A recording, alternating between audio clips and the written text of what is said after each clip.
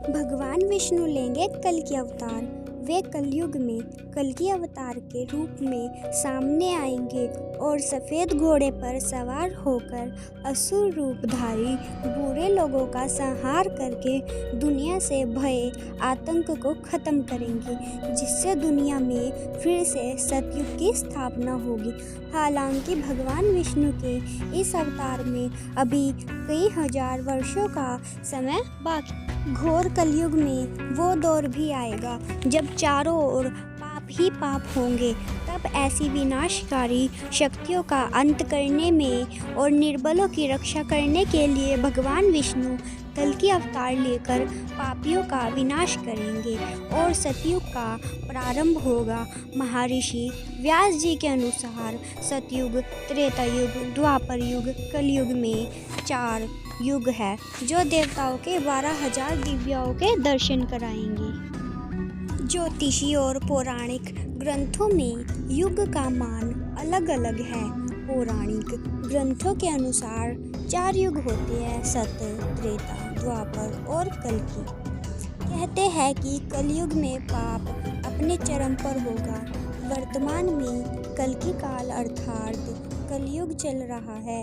ग्रंथों में इस युग में क्या क्या होगा या घटेगा यह स्पष्ट लिखा गया है। यह भी है कि इस युग में जब कहीं भी प्रलय होगा तो सिर्फ हरि कीर्तन ही उसे बचा पाएगा। आओ जानते हैं कि कलयुग में सावधान क्यों रहे। नंबर 1, सतयुग। सतयुग में प्रतीकात्मक और तौर पर धर्म के 4 पैर थे। सतयुग में मनुष्य की लंबाई 32 फीट अर्थात लगभग 21 हाथ बताई गई है। इस युग में पाप की मात्रा 0 विशदा अर्थात 0 होती है। पुण्य की मात्रा 20 वृद्धा अर्थात 100% होती है। राजा हरिश्चंद्र हुए थे। हरिश्चंद्र ने सत्य के लिए खुद के परिवार और अंत में खुद का बलिदान भी दे दिया था। नंबर 2, त्रेता युग। त्रेता युग में धर्म के 3 पैर थे। इस भाग युग में मनुष्य की लंबाई 21 फीट अर्थात लगभग 14 हाथ थे। यह बताया जाता है कि इस युग में पाप की मात्रा में 5 विश्वा अर्थात 25% होती है और पुण्य की मात्रा 15 विश्वा अर्थात 75 होती है। इस युग में विष्णु का वामन और राम अवतार हुआ था। असुर राज बाली ने 3 पग में धरती दान कर दी, जबकि राक्षस राज रावण ने सीता का अपहरण करने के बाद उन्हें छुआ तक नहीं। नंबर 3, द्वापर। द्वापर में धर्म के पैर 2 ही रहे हैं। इस युग में मनुष्य की लंबाई 11 फीट अर्थात लगभग 7 हाथ बताई है। इस युग में पाप की मात्रा 10 विश्वा अर्थात 50% होती है, जबकि पुण्य की मात्रा 10 विश्वा अर्थात 50% होती है। मतलब यह है कि इस युग में आधे मनुष्य पापी और आधे पुण्यात्मक होंगे। इसी युग में महाभारत का युद्ध हुआ था। यह युद्ध धर्म युद्ध ही था। कृष्ण ने इस युग की रक्षा की थी। कलयुग। द्वापर में 2 पैर और अभी काली काल में धर्म के पैरों का कोई नामो निशान नहीं है। धर्म अब पंगु बन गया है। इस युग में मनुष्य की औसत लंबाई 5 फीट 5 इंच अर्थात लगभग 3.5 हाथ बताई गई है। इस युग में धर्म की सिर्फ 1/4 अंश ही रह गया है। इस युग में पाप की मात्रा 15 विश्वा अथवा 75% होती है, जबकि पुण्य की मात्रा 5 विश्वा अर्थात 25% होती है। लेकिन वर्तमान में देखा जा रहा है कि काली काल अपने चरम पर है, जो यह 25% पुण्य की मात्रा बताई गई है। अब यह कभी भी कहीं की नज़र आती है। महज 5% ही पुण्य कहीं बचा होगा।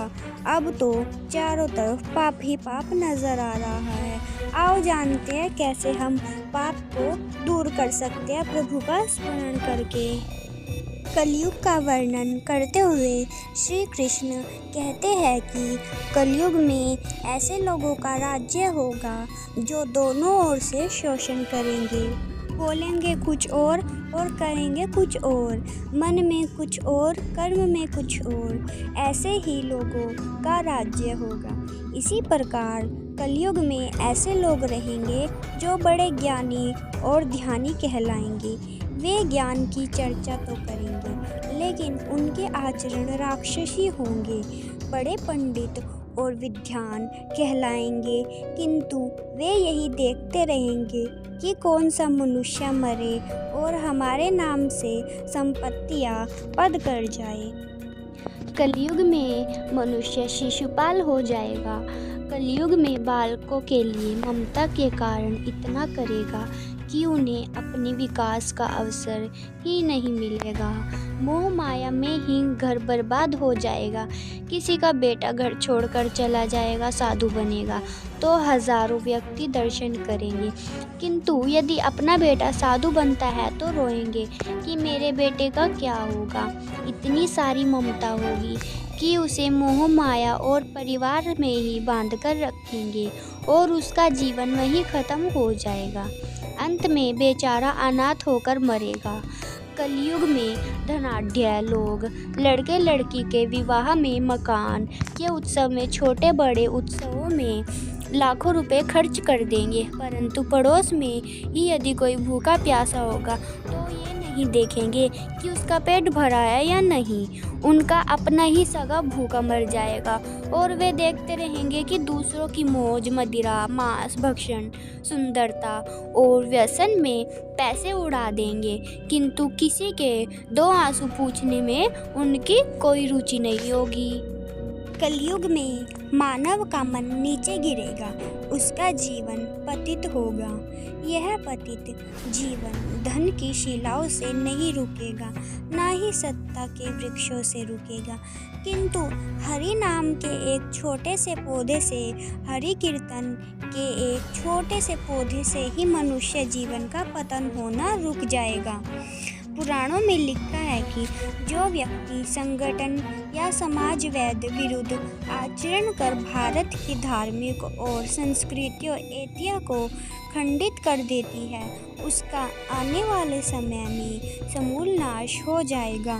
पुराणकार मानते हैं कि जैसे जैसे कलयुग आगे बढ़ेगा वैसे वैसे भारत की गद्दी पर वैद विरोधी लोगों का शासन होने लगेगा। ये चीज़ ऐसे लोग होंगे जो जनता को झूठ बोलेंगे और अपने कुतर्कों द्वारा एक दूसरे की आलोचना करेंगे, और जिनका कोई धर्म नहीं होगा ये सभी विधर्मी होंगे।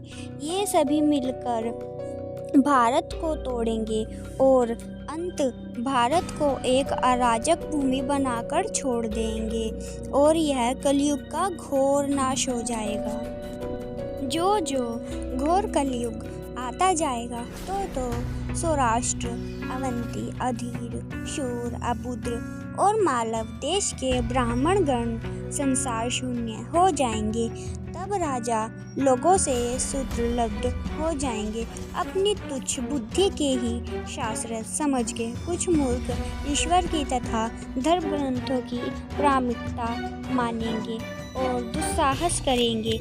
इसका अर्थ है कि आप उनके पाप जोर में मार रहे हैं। जब सभी वेदों को छोड़कर संसार शून्य हो जाएगा तब सिंधु तट, चंद्रभाग का तटवर्ती प्रदेश, कुंतीपुरी और कश्मीरी मंडल में प्राय शुद्धों का संस्कार बदौलत तेज से ही नाम मात्र के द्विजों और मलेच्छों का राज होगा। सबके सब राजा, राजनेता आचार विचार में मलेच्छाचार्य होंगे। वे सब एक ही समय में भिन्न भिन्न प्रांतों में राज करेंगे। ये सब सरल, परले सिरे के झूठे, अधार्मिक और स्वकलम दान करेंगे। छोटी बातों को लेकर ही ये क्रोध के मारे आग बबूला हो जाएंगी। ये दुष्ट लोग स्त्री, बच्चों, गांव और ब्राह्मणों को मारने में भी नहीं हिचकिचाएंगे। दूसरों की स्त्री और धन हाथियों लेने में ये सदा उत्सुक रहेंगे, ना ही इन्हें बढ़ते देर लगेगी। वे लूट खसोट कर अपनी प्रजा का खून चूसेंगे। जब ऐसा शासन होगा तो देश में प्रजा के वैसे ही स्वभाव, आचरण, भाषण की वृद्धि हो जाएगी। राजा लोग तो उनका शोषण करेंगे ही, आपस में वे एक दूसरे को उत्पीड़ित करेंगे और अतः सबके सब नष्ट हो जाएंगे। भागवत पुराण अनुसार ब्रह्मा जी ने कहा है, नारद, भयंकर कलयुग के आने पर मनुष्य का आचरण दुष्ट हो जाएगा और योगी भी दुष्ट चित्त वाले होंगे। संसार में परस्पर विरोध फैल जाएगा। द्विज, ब्राह्मण, स्त्रियाँ, वैश्य दुष्ट कर्म करने वाले होंगे और वैश्यगर राजाओं से चरित्रहीन होने लगेंगे। देश देश में, गांव गांव में कष्ट बढ़ जाएंगे। संत जन दुखी हो जाएंगे। अपने धर्म को छोड़कर लोग दूसरे धर्मों का आश्रय लेंगे। देवताओं का देवत्व भी नष्ट हो जाएगा और उनका आशीर्वाद भी नहीं रहेगा। मनुष्य की बुद्धि धर्म से विपरीत हो जाएगी और पृथ्वी पर मलेच्छों के राज्य का विस्तार हो जाएगा। महर्षि व्यास जी के अनुसार कलयुग में मनुष्य में वर्ण और आश्रम संबंधी प्रवृत्ति नहीं होगी। वेदों का पालन कोई नहीं करेगा। कलयुग में विवाह को धर्म नहीं माना जाएगा। शिशु गुरु के अधीन नहीं रहेंगे। पुत्र भी अपने धर्म का पालन अधीन नहीं करेंगे। कोई किसी कुल में पैदा ही क्यों नहीं हुआ, जो बलवान ही होगा। कलयुग में सबका स्वामी सभी वर्णों के लोग कन्या बेचकर निर्वाह करेंगे। कलयुग में जो भी किसी का वचन होगा वही शास्त्र माना जाएगा। कलयुग में थोड़े से धन मनुष्य में बड़ा घमंड होगा। स्त्रियों को अपने केशों पर ही रूपवती होने का गर्व होगा। कलयुग में स्त्रियां धनहीन पति को त्याग कर उस समय धनवान पुरुष ही स्त्रियों का स्वामी होगा। जो अधिक देगा उसे ही मनुष्य अपना स्वामी मानेंगे। उस समय लोगों का प्रभुता के कारण ही संबंध रखेंगे। पुराणों में यह लिखा है कि जो व्यक्ति संगठन या समाजवाद विरुद्ध आचरण का भारत की धार्मिक और सांस्कृतिक एकता को खंडित करेगा, उसका आने वाले समय में समूल नाश हो जाएगा। पुराणकार मानते हैं कि जैसे जैसे कलयुग आगे बढ़ेगा वैसे वैसे भारत की गद्दी पर वैद विरोधी लोगों का शासन होने लगेगा। ये ऐसे लोग होंगे जो जानते है कि झूठ बोलने से ही सब कुछ होगा और अपने कुतर्कों को एक दूसरे की आलोचना करेंगे, और जिनका कोई धर्म नहीं होगा ये भी विधर्मी होंगे। ये सभी मिलकर भारत को तोड़ेंगे और एक भूमि बनाकर छोड़ देंगे। मनुष्य की औसत आयु 20 वर्ष ही रह जाएगी। 5 वर्ष की उम्र में स्त्री गर्भवती हो जाया करेगी। 16 वर्ष में लोग वृद्ध हो जाएंगे और 20 वर्ष में मृत्यु को प्राप्त हो जाएंगे। इंसान का शरीर घटता बढ़ता बौना हो जाएगा। गुरुवेदव्रत पुराण में बताया गया है कि कलयुग में ऐसा समय भी आएगा जब इंसान की उम्र बहुत कम रह जाएगी, युवा अवस्था समाप्त हो जाएगी। काली में प्रभाव में प्राणियों के शरीर छोटे छोटे होंगे, क्षीण और रोगग्रस्त होने लगेंगे। श्रीमद् भागवत गीता द्वारा द्वादश संकदन में कलयुग के धर्म में अंतर्गत श्री सुखदेव जी परिस्थिति से कहते हैं, जो जो घोर कलयुग आता जाएगा उत्तर धर्म, सत्य व पवित्र, क्षमा, दया, आयु, बल व स्मरण शक्ति का लोप होता जाएगा, अर्थात लोगों की आयु भी कम होती जाएगी। तब कालिकाल बढ़ता चला जाएगा। कलयुग के अंत में जिस समय कल के अवतार अवतरित होंगे उस समय मनुष्य की परम आयु केवल 20 या 30 वर्ष होगी। जिस समय कल के अवतार आएंगे चारों ओर के लोग बोने के समान हो जाएंगे। गायें भी, जानवर भी, कुत्ते, भेड़, बकरी, भालू, इंसान, स्त्रियां कठोर स्वभाव वाली व कड़वा बोलने वाली होंगी। वे पति की आज्ञा ना मानेगी। जिसके पास धन होगा उसी के पास स्त्रियां रहेगी। मनुष्य का स्वभाव गधों जैसा दुस्साहस केवल गृहस्थी का भार ढोने वाला रह जाएगा। लोग विषयी हो जाएंगे। धर्म कर्म का लोप हो जाएगा। मनुष्य जप रहित नास्तिक व चोर हो जाएंगे। सभी एक दूसरे को लूटने में रहेंगे। कलयुग में समाज हिंसक हो जाएगा। जो लोग बलवान होंगे उनका ही राज चलेगा। मानवता नष्ट हो जाएगी। रिश्ते खत्म हो जाएंगे। एक भाई दूसरे भाई का शत्रु हो जाएगा।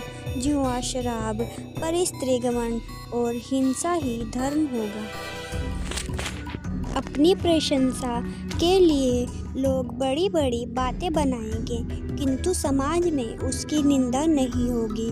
उस समय सारा जगत म्लेच्छ हो जाएगा। इसमें संशय नहीं है। एक हाथ दूसरे हाथ को लूटेगा। कलयुग में लोग शास्त्रों से विमुख हो जाएंगे।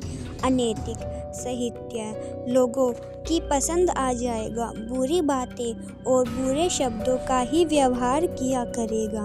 स्त्री और पुरुष दोनों ही अधर्मी हो जाएंगे। स्त्रियां पतिव्रत धर्म का पालन करना बंद कर देगी और पुरुष भी ऐसा ही करेंगे। स्त्री और पुरुष से संबंधित सभी वैदिक नियम विलुप्त हो जाएंगे। अंत में इस घोर कालिकाल से बचने का एकमात्र यही तरीका है कि हमें प्रभु का स्मरण करना चाहिए। अगर हमें पापों से बचना है तो हमें भगवान जी का स्मरण करना चाहिए। धर्म की जय हो, अधर्म का विनाश हो। हरे कृष्ण कृष्ण कृष्ण हरे हरे, हरे राम हरे राम हरे हरे। इस मंत्र का जाप करते रहना चाहिए। इससे हमारे पाप नष्ट हो जाते हैं और हमें पापी बनने से बचाते हैं और हमें जीवन में पाप नहीं करना चाहिए।